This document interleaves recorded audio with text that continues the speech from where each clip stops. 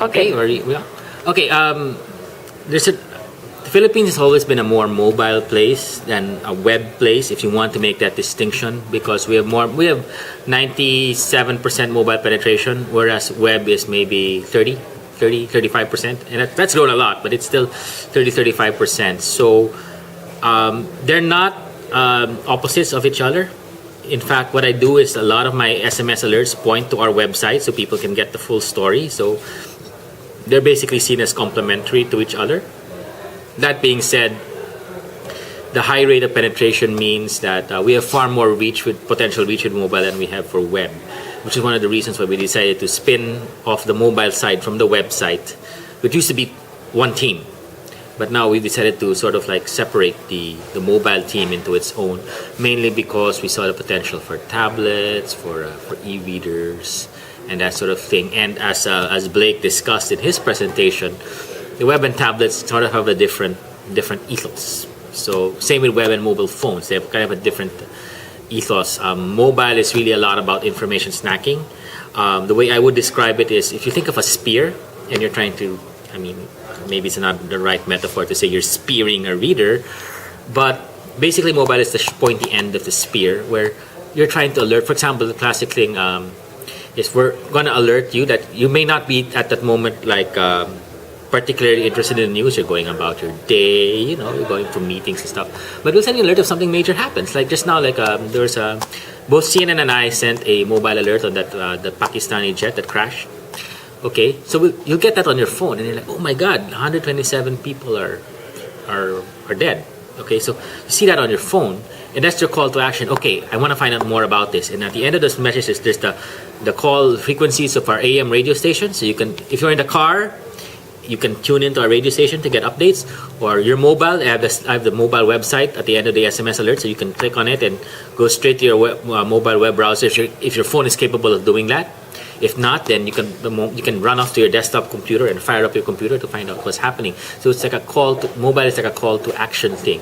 At the same time, it's one thing that I learned when I shifted to mobile is I always thought of mobile as complementary to the web, but a lot of people have told me since then that they don't have desktop computers at home. They don't even have netbooks. The mobile is, for all intents and purposes, their computing device. And the biggest proof of that is we're one of the biggest consumers of mobile video in terms of YouTube.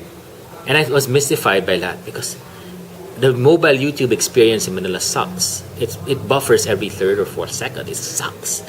But people put up with it because they don't have any other device to watch YouTube on. They don't have a netbook. They don't have fast connections and stuff. So they're gonna make do with that because Jessica Sanchez is an American Idol, and So you will compare a little the journalism on mobile phones more to radio, to journalism on radio, the way it worked, or? No, in a sense, because mobile is episodic. Radio, you can just go on and on. In mobile, it's people are going about their day and then they get an alert, so it's interrupt driven. Whereas radio is pull. Radio, unless you're a news hound, you're not gonna have the radio. You're not gonna be walking around like I do sometimes in Manila with a radio. Your radio you have to tune into. Mobile is push. Mobile is like you get something on your phone. So it's different. We do have a radio station, and the point of mobile is most of the time, like you turn the radio off because you're busy working, but when it's a big news event happening, we tell you to turn on the radio. Basically, that's sort of what we're. Basically, mobile serves for us as a way to alert people to our other platforms, which the other platforms that they don't necessarily engage with on a constant basis. And you talk about these two teams of mobile and web. Can you tell me the characteristics of the journalists who work for the mobile team? Well, the mobile team is a very small team. It mainly consists of me. Okay. I deliberately did it that way because mobile has to be a very quick game, and also I wanted to just go to all the other platforms. So I have a team of one, except the web desk helps out sometimes. Like now when I'm here, they're handling the SMS alerts for me. But I basically get all from all the news bins. Like we have a meeting every day with the radio people, so I'm monitoring radio constantly.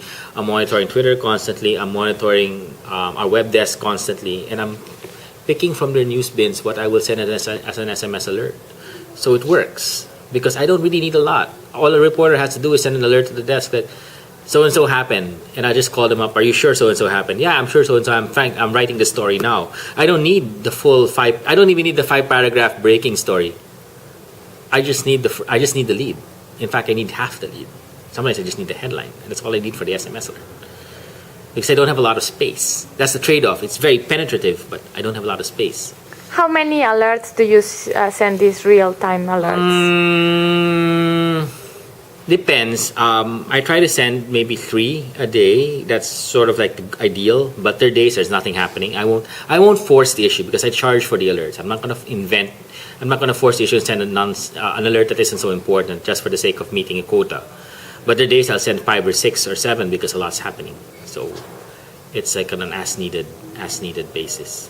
But I have to keep it in mind because I charge money. People pay for these alerts. So if I send too much, people will turn it off because I'm using up their cell phone load. So it's always this trade-off between this is really important. So, and I've learned that what people really appreciate is, that graph between urgent and important. Well, it has to be urgent and important. Sometimes it can be important, but it's not urgent. And it's only one service? Do you distinguish between local communities? I have 2 main services. Okay, one is news, one is not news. Okay. The news service is the one I handle directly, the breaking news service. That's our main one. Mm-hmm. The other one is our lottery results and our lottery news. So we broadcast that. People are obsessed about the lottery in Manila. So every time you get the lotto numbers come out, they come out around 10 in the evening. We send that out as an SMS alert. Then in the morning we send out these little tips. We have a guy who comes out. This is our lucky numbers for the day. So that's a very popular service. How many subscribers do you have since you started? How it has grown? I am not allowed to disclose the actual numbers because the telcos. I would be happy to disclose, but the telcos don't want me to disclose it. But how? Quite good. I mean, definitely in the thousands. Yeah, in thousands, tens of thousands. And that range.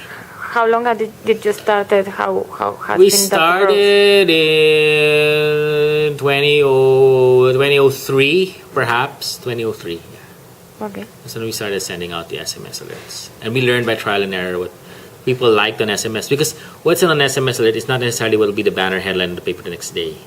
Like a big thing on SMS alerts is holidays. Because our presidential palace will sometimes declare a holiday for one reason or another, and it's like we want a holiday, so they declare it, and that has impact on work schedules. So people want that right away, but sometimes they declare a holiday, but it's like several months ahead. Maybe I'll think about that before I send an SMS alert on that one, because you could read that in the paper the next day, and you won't be affected too much. The classic one is also gas prices. If they're going up in 7 hours, you want that alert because then you go to the gas station. You don't want it after the fact. You hate that because it's too late. Okay. Yeah, there. Well, thank you very much. You're welcome. Thank you.